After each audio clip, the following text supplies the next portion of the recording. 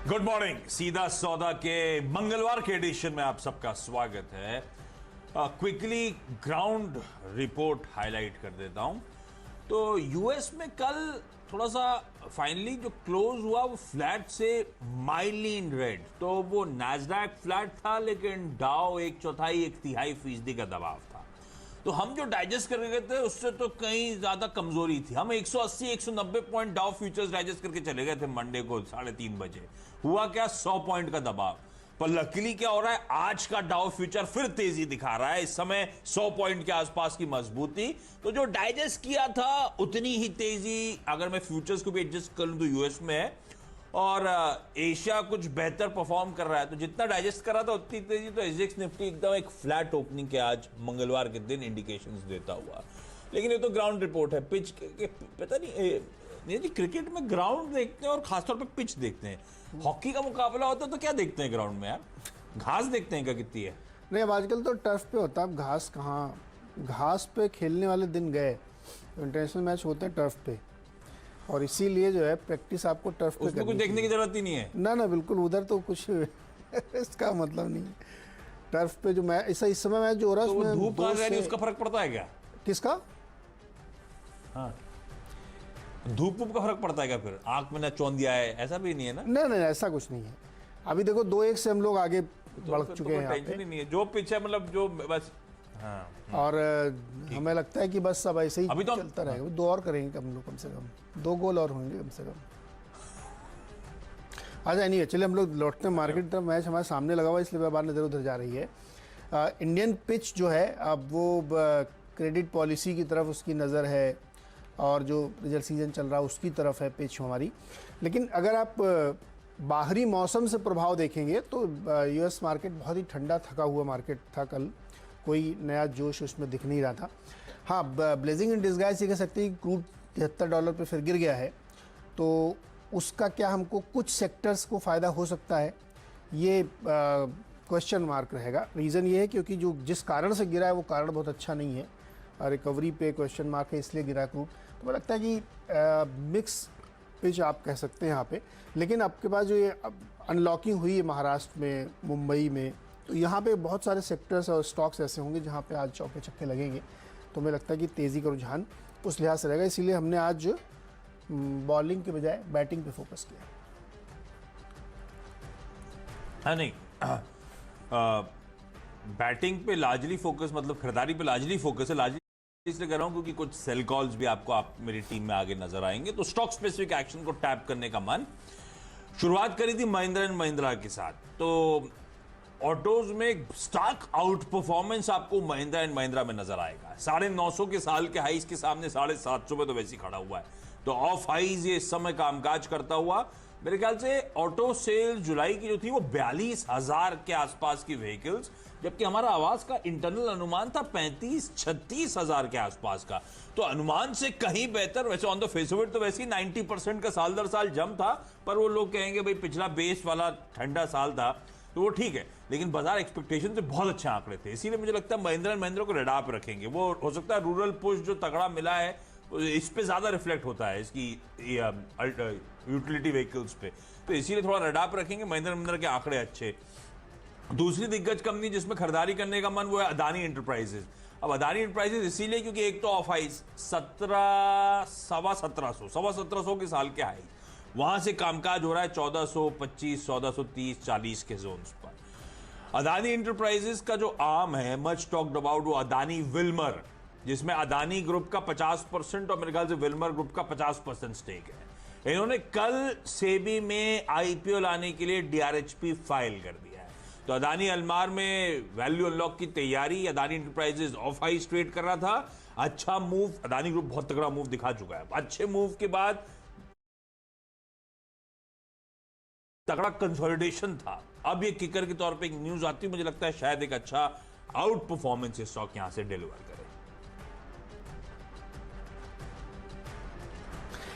चलिए, खरीदारी पे ही फोकस है। बालाजी अमाइंस पहला स्टॉक है, और इसको इसलिए लिया है कि इसके रिजल्ट्स आए हैं और रिजल्ट्स काफ़ी बढ़िया दिख रहे हैं। यहाँ पे करीब आमदनी इनकी जो है डबल हो गई, 451 करोड़ पे आई है, और मुनाफा 1.25 गुना होकर के 90 करोड़ से ऊपर निकल गया। इम्पॉर्टेंट ये है कि ये अमाइंस की सबसे बड़ी कंपनी है हिंदुस्तान की, 55% मार्केट शेयर है इनके पास, और इस दौर में इन्होंने इस तरह के नतीजे इसलिए पेश किए क्योंकि उसकी जो इंटरनेशनल प्राइसिंग है वो लगातार हाई बनी हुई है और अभी भी गिरने की कोई संभावना यहाँ पे दिख नहीं रही है। तो खरीदारी पे फोकस रखना चाहिए, क्योंकि इससे पहले जो अल्कल अमाइंस का रिजल्ट्स आए थे वो बहुत ही ज़बरदस्त रिजल्ट थे और उसके बाद स्टॉक ने एक बढ़िया परफॉर्मेंस भी दिखाया था।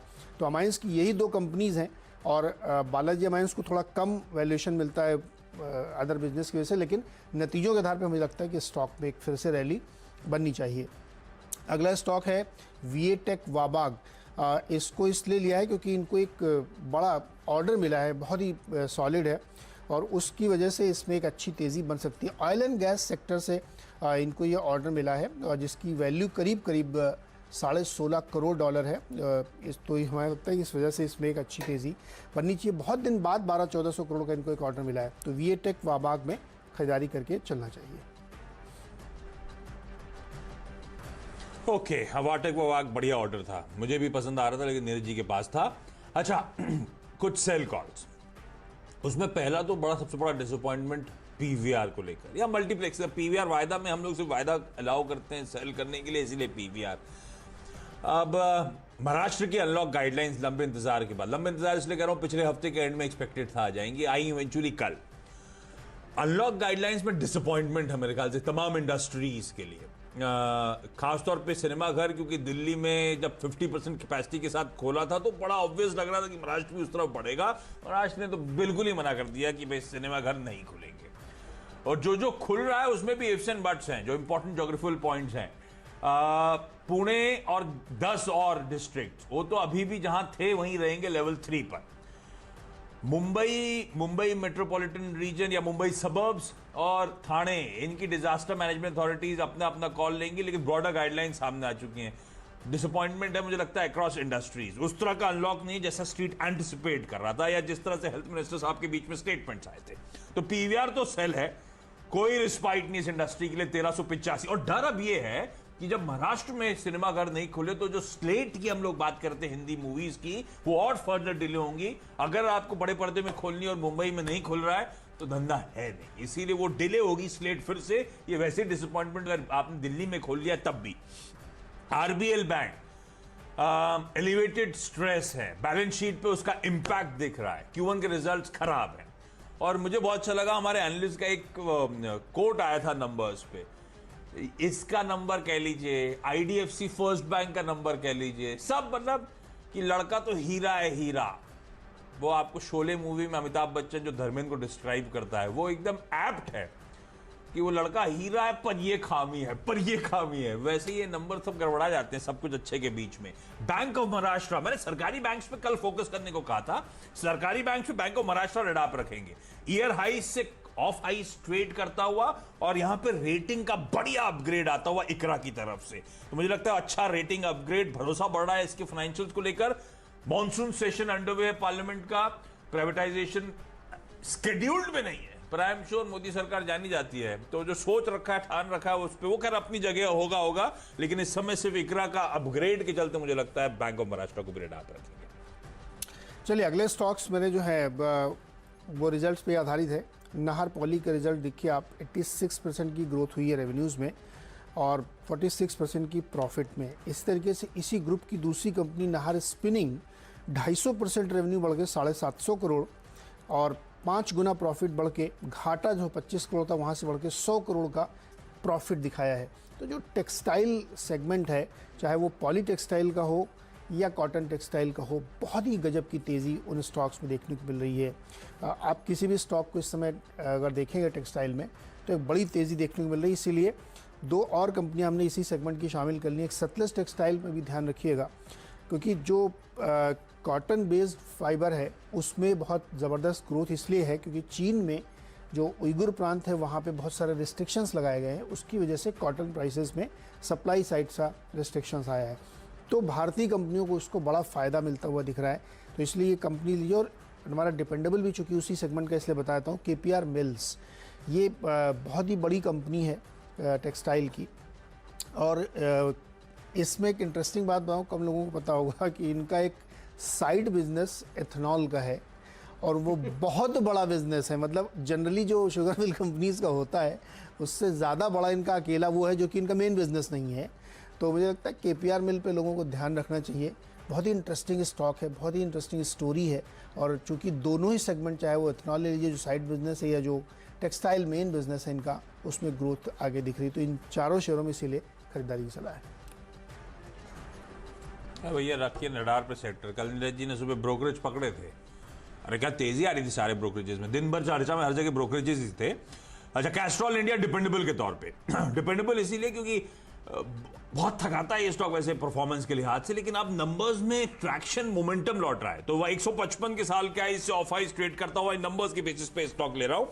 आय में 81% का जंप, मार्जिन 300 बेसिस पॉइंट्स का सुधार। तो जो कंपनी ने लगातार वो इन्वेस्टमेंट्स करे थे, इन्वेस्टमेंट फेज से जो गुजरी थी, अब लग रहा है उसके रिटर्न्स आने शुरू हुए। वो फंडामेंटल्स में सुधार, वो फाइनेंशियल्स अच्छे डिलीवर करना, इसीलिए कैस्ट्रॉल डिपेंडेबल का दर्जा खरीदारी करने का मन। नीरज जी आपके तो होगा ना 6 के 6, तो एक ब्रेक ले लेते हैं। बिल्कुल। ब्रेक के उस पार हम दोनों की टीम्स के अगले 2 स्टॉक्स, यानी कि वो फ्री हिट, वो पिंच हिटर स्टॉक्स पे करेंगे बातचीत। अच्छा, कहते बता दूं, बेल्जियम ने भी एक और गोल दाग दिया, 2-2 हो गया है।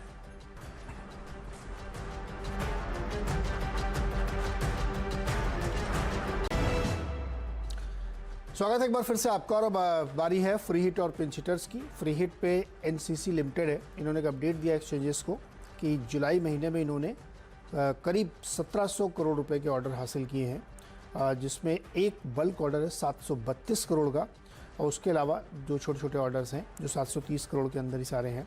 और ये ऑर्डर्स इनको गवर्नमेंट एजेंसीज से मिले हैं, कहीं पे वाटर एनवायरनमेंट डिवीजन से मिला है, इस तरह के कई सारे ऑर्डर्स हैं, इलेक्ट्रिकल डिवीजन्स के हैं। तो ऑर्डर को अपडेट करते हुए, चूँकि साइज़ ठीक ठाक है 1700-1800 करोड़ का, तो मुझे लगता है यहाँ पे खरीदारी करनी चाहिए। अगला स्टॉक है ओरिएंट सीमेंट का। बहुत ही सॉलिड नतीजे कंपनी ने पेश किए हैं। 66% ग्रोथ दिखी है रेवेन्यूज़ में, 700 करोड़ आया है, और मुनाफा 2.5 गुना बढ़ के 25 के सामने 90 करोड़ आया है। इसके साथ ही इन्होंने एबिटा लेवल पे काफ़ी एक्सपेंशन किया है, और रियलाइजेशन इनके बहुत ही अच्छे थे, प्राइसिंग इनके हाथ में थी। तो ओरिएंट सीमेंट पे भी ध्यान रखिएगा, 174 का टारगेट होगा। 2 और बाय कॉल्स, दोनों नंबर्स का बेसिस है। सीजी पावर जहां पे बहुत बढ़िया टर्न अराउंड हो रहा है, तो 92 के हाई से अब बिलो 80 कल की क्लोजिंग थी। सीजी पावर में डिस्पाइट कोविड रिलेटेड रिस्ट्रिक्शंस, बिक्री में 190% का उछाल। इबीटा लॉस था 41 करोड़ का, उसके सामने इबीटा प्रॉफिट है 120 करोड़ रुपए का। प्रॉफिट बिफोर टैक्स 73 करोड़ का, पिछली बार लॉस था इस जोन में 162 करोड़ का। नेट पे मत देखिएगा, नेट पे क्योंकि टैक्स एडजस्टमेंट्स, डेफरल्स हैं, अरियर्स हैं, उसका एडजस्टमेंट, इसलिए मैंने ऑपरेशनल परफॉर्मेंस सारा हाईलाइट कर दिया। नंबर्स अच्छे हैं। बैंगलोर केमिकल्स एंड फर्टिलाइजर्स अच्छे परफॉर्मेंस है, 101 हाइस थे। आय में 30% साल दर साल, 15% Q on Q jump. Profits में 118% साल दर साल और 65% क्यू ऑन क्यू जंप। तो इधर वे साल दर साल देख लें या फिर पिछले क्वार्टर से इस क्वार्टर का परफॉर्मेंस देख लें, अच्छा नंबर्स हैं, इसलिए बैंगलोर में भी खरीदारी। क्विकली छोटा सा ब्रेक के उस पार आखिरी के 2 स्टॉक्स और टीम्स का quick wrap up.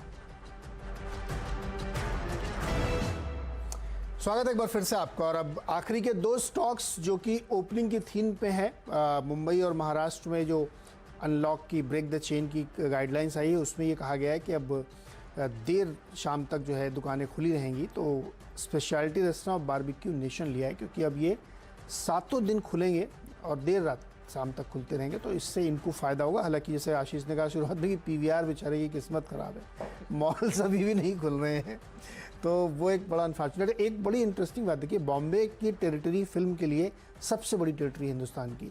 Second territory आती है जो दिल्ली और पंजाब को कवर करती है, तो वहाँ तो खैर थोड़ा थोड़ा अनलॉक हो गया, लेकिन अगर इस टेरिटरी को, बॉम्बे महाराष्ट्र को नहीं खोलते हैं आप, तो मल्टीप्लेक्स का चलना असंभव है। लेकिन स्पेशलिटी रेस्टोरेंट के लिए और बारबेक्यू नेशन के लिए अच्छे दिन आ गए, क्योंकि अब आप खोलेगा तो लोग जा पाएंगे। तो दोनों में खरीदारी की सलाह होगी। आखिरी के 2 बाय कॉल्स, और दोनों में क्या हुआ है, प्रमोटर्स ने गिरवी रखे शेयर्स छुड़वाए, तो एक वो पैक बन गया मेरे लिए। नौसिल जहां पे वफतलाल इंडस्ट्रीज ने 2,72,000 शेयर्स, प्लेड शेयर्स रिलीज करवाए, तो टारगेट इसके साल के हाईस पे मैंने सेट करा है, क्योंकि वो एक पहला अड़चन वाला जोन हो सकता है स्टॉक के लिए, 278, वही ईयर हाईस हैं। सद्भाव इंजीनियरिंग जहां पे ऑलमोस्ट 29.5 लाख 30 लाख गिरवी रखे शेयर्स रिलीज कराए गए प्रमोटर्स के द्वारा। तो इसके तो खैर ईयर हाइज के आसपास ही खड़ा हुआ ये स्टॉक भी नजर आएगा। ऑफ हाइज है मेरे ख्याल से ट्रेड करता हुआ, इसको रडार पर रखेंगे, अच्छा मोमेंटम बना सकता है 73 तक के लेवल्स के लिए, यहां पे अप्रोच करिए। चलिए, मंगलवार का दिन और लार्जली आज फिर खरीदारी पर किया है फोकस। शुरुआत करी थी ऑटो दिग्गज महिंद्रा एंड महिंद्रा, क्योंकि जो बिक्री के आंकड़े आए वो मेरे ख्याल से सबसे अच्छे महिंद्रा एंड महिंद्रा के हैं, बहुत अच्छी तरीके से एक्सपेक्टेशन को बीट किया।